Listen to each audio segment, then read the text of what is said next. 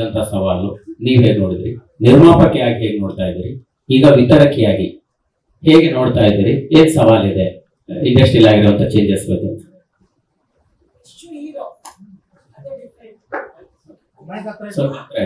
ನಾನು ಎಷ್ಟು ಹೀರೋ ಅದು ಬೇರೆ, ನಾನು ನಿರ್ಮಾಪಕಿ ಡಿಸ್ಟ್ರಿಬ್ಯೂಟರ್, ಅದು ಎರಡು ಡಿಫ್ರೆಂಟ್.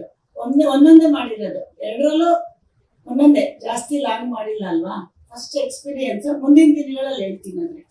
ಅಲ್ಲ, ಈಗಲೇ ಒಂದು ಸಿನಿಮಾದಿಂದ ಆದಂತ ಸಮಯ ಸಂದರ್ಭ ನಿಮಗೆ ಸರಿ ಹೋಗ್ಲಿಲ್ಲ ಅನ್ನೋ ಸಂದರ್ಭದಲ್ಲಿ ಸಾಕಷ್ಟು ವಿಚಾರಗಳನ್ನು ಮಾತನಾಡ್ತಾ ಬಂದಿದೆ. ಹಾಗಾಗಿ ಇದು ಹಂತ ಹಂತವಾಗಿ ಹೇಗೆ ಸವಾಲುಗಳಿದೆ ಅಂತ. ಸಿನಿಮಾ ಸರಿ ಹೋಗ್ಲಿಲ್ಲ ಅಂತಲ್ಲ, ನನಗೆ ಥಿಯೇಟರ್ಸ್ ಪ್ರಾಬ್ಲಮ್ ಆಯ್ತು. ಮುಂದಿನ ದಿನಗಳಲ್ಲಿ ನಾನೇ ಡಿಸ್ಟ್ರಿಬ್ಯೂಷನ್ ತಗೋತೀನಿ ಅಂತ ಹೇಳಿದ್ದೆ, ತಗೊಂಡಿದ್ದೀನಿ.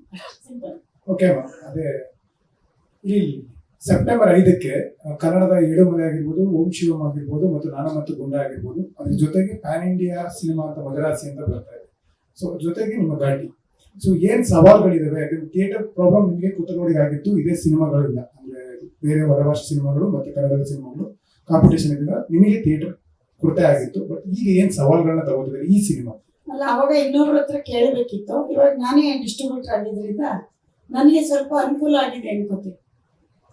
ಪುಷ್ಪಮ್ಮ, ಅನುಷ್ಕಾ ಶೆಟ್ಟಿ ಅವರ ಪಾತ್ರ ನಿಮ್ಮ ನಿಜ ಜೀವನಕ್ಕೆ ಕರೆಕ್ಟ್ ಆಗುತ್ತೆ ಅನ್ಸುತ್ತೆ. ಯಾಕಂತ ಹೇಳಿದ್ರೆ ಒಂದು ಟ್ರೈಲರ್ ಅಲ್ಲಿ ನೋಡೋದಾದ್ರೆ ಅವ್ರು ಕಂಡಕ್ಟರ್ ಆಗಿ ಕಾಣಿಸ್ಕೊಂಡಿರುವಂತದ್ದು, ಅರುಣ್ ಸರ್ ಡ್ರೈವರ್ ಆಗಿದ್ರು, ಬಸ್ ಡ್ರೈವರ್ ಆಗಿದ್ರು. ಸೊ ಇದ್ರ ಬಗ್ಗೆ ಎಲ್ಲದಕ್ಕೂ ನನ್ನೇ ಕಂಪೇರ್ ಮಾಡ್ತೀನಿ.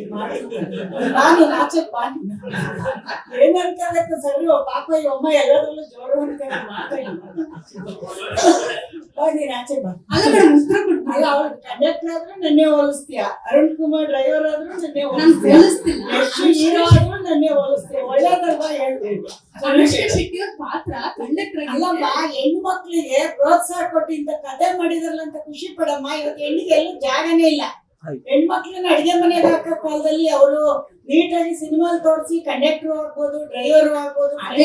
ಪಾತ್ರದ ಬಗ್ಗೆ ಹೇಳ್ತಾ ಇದ್ದೀನಿ. ನನಗೆ ನಮ್ಮಪ್ಪ ಓದಿಸಿದ್ರೆ ನೀನ್ ಅದನ್ನ ಕೇಳಬಹುದಿತ್ತು. ನನಗೆ ಅದ್ಯಾವ್ದು ಪ್ರಶ್ನೆನೇ ಅರ್ಥ ಮಾಡ್ಕೊಳ್ಳಿಲ್ಲ ನೀವು. ಒಂದೇ ಆಪ್ಷನ್ ನನಗೆ. ನನ್ ಪ್ರಶ್ನೆನೇ ಅರ್ಥ ಮಾಡ್ಕೊಳ್ಳಿಲ್ಲ. ಅಂದ್ರೆ ಅವ್ರ ಕಂಡಕ್ಟರ್ ಪಾತ್ರದಲ್ಲಿ ಕಾಣಿಸ್ಕೊಂಡು ನಿಜ ಜೀವನ ಕನೆಕ್ಟ್ ಆಗ್ತಿದೆಯಲ್ಲ. ಕಂಡಕ್ಟರ್ ಆಗಲ್ಲ, ಅದೇನಾದ್ರು ನಮ್ಮ ಅಪ್ಪ ಓದಿಸಿದ್ರೆ ಕಂಡಕ್ಟರ್ ಆಗ್ಬೋದಿತ್ತು. ನಾನು ಆಗಲ್ಲ, ಹೋಗಲ್ಲ. ಅನುಷ್ಕಾ ಶೆಟ್ಟಿ ನೋಡ್ಬೇಕಷ್ಟೇ. ನಾನು ಈ ಸಂಬಂಧ ಇಲ್ಲ ನನಗೆ.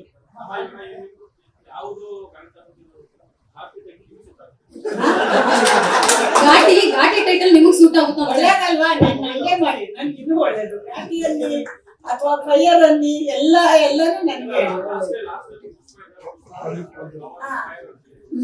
ಪುಷ್ಪ ಫೈರ್ ಅಂದ್ರೆ ಈಗ ಘಾಟಿ ಫೈರ್. ಓಕೆ, ಒಳ್ಳೇದು, ತುಂಬಾ ಖುಷಿ ಅಲ್ವಾ? ಇವಾಗ ಹೆಣ್ಮಕ್ಳು ಸಿನಿಮಾ ಮಾಡಿದ್ದಾರೆ, ಖುಷಿ ಪಡ್ಬೇಕು. ನಾನು ಅದಕ್ಕೆ ಹೆಣ್ಮಕ್ಳಿಗೆ ಪ್ರೋತ್ಸಾಹ ಕೊಡೋದು. ನಮ್ಗೆಲ್ಲ ಆತರ ಆಪ್ಷನ್ ಇರ್ಲಿಲ್ಲಪ್ಪ, ನಮ್ನ ಆಚೆ ಕಳಿಸ್ತಿರ್ಲಿಲ್ಲ. ಇವತ್ತೆಲ್ಲ ಹೆಣ್ಮಕ್ಳಿಗೆ ಎಂತೆಂತ ಆಪ್ಷನ್ ಇದೆ ಅಲ್ವಾ? ಅದಕ್ಕೆ ಖುಷಿಯಿಂದ ನೀನು ಮಾಡ್ತೀನಿ.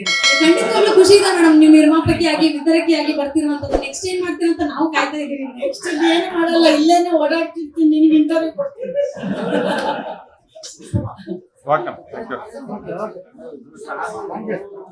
ಅದ್ ಹೇಳ್ತೀನಿ ರೆಡಿ ಆದ್ಮೇಲೆ ಹೇಳೋಣ. ಈಗ ಯಾಕೆ ಮಾತಾಡೋದು? ನಾನಂತೂ ಮಾಡಾದ್ಮೇಲೆ ತುಂಬಾ ಕನ್ಫ್ಯೂಷನ್ ಆಗಿದೆ. ಇದು ಮಾಡೋದ ಅದ್ ಮಾಡೋದ ಅಂತ. ಆಮೇಲೆ ಬರ್ತಾ ಇದೆ. ಇಲ್ಲಿ ಎಲ್ಲಾರ್ದು ಮಾಡ್ತೀವಿ, ನಮ್ದೇ ಮಾತ್ರ ಅಲ್ಲ, ಬೇರೆ ಎಲ್ಲ ಕನ್ನಡನೂ ಮಾಡ್ತೀವ್ರಿ. ಇನ್ನೇನ್ ಬೇರೆ ನಮ್ ಕನ್ನಡದಲ್ಲಿ ಮಾಡದೇ ಇರ್ತೀರ? ಕನ್ನಡದು ಮಾಡ್ತೀವಿ, ಯಾಕೆ ಮಾಡಲ್ಲ? ಡಿಸ್ಟ್ರಿಬ್ಯೂಟರ್ ಎಲ್ಲ ಮಾಡ್ಬೇಕಲ್ವಾ? ನಾವು ಕನ್ನಡದವರು ಕನ್ನಡ ಮಾಡದೇ ಇರ್ತೀವ? ಮಾಡ್ತೀವಿ, ನೀವು ಕೊಟ್ಟಿ ಮಾಡ್ತೀವಿ. ನಾಳೆ ಕೊಡಿ, ಆಯ್ತಾ? ನಿಮ್ಮ ಹತ್ರ ಕೊಟ್ಟು ನಾಳೆ ಮಾಡ್ತೀವಿ. ಮತ್ತೆ ತಗೊಂಡ್ಬನ್ನಿ, ನೋಡ್ಬಿಟ್ಟೆ ತಗೊಂಡಿ. ಈಗ ಹೈದರಾಬಾದ್ಗೆ ಹೋಗಿ ನೋಡಿ ತಗೊಂಡಿ. ಲೇಟೆಸ್ಟ್ ಹಾಗೂ ಇಂಟ್ರೆಸ್ಟಿಂಗ್ ಸುದ್ದಿಗಳಿಗಾಗಿ ಬಾಸ್ ಟಿವಿ ಕನ್ನಡ ಚಾನೆಲ್ನ ಸಬ್ಸ್ಕ್ರೈಬ್ ಮಾಡಿ. ಹಾಗೆಯೇ ಬೆಲ್ ಐಕಾನ್ ಪ್ರೆಸ್ ಮಾಡಿ. ಇದರ ಜೊತೆಗೆ ಫೇಸ್ಬುಕ್, ಇನ್ಸ್ಟಾಗ್ರಾಮ್, ಎಕ್ಸ್ನಲ್ಲೂ ಮಿಸ್ ಮಾಡದೆ ಫಾಲೋ ಮಾಡಿ.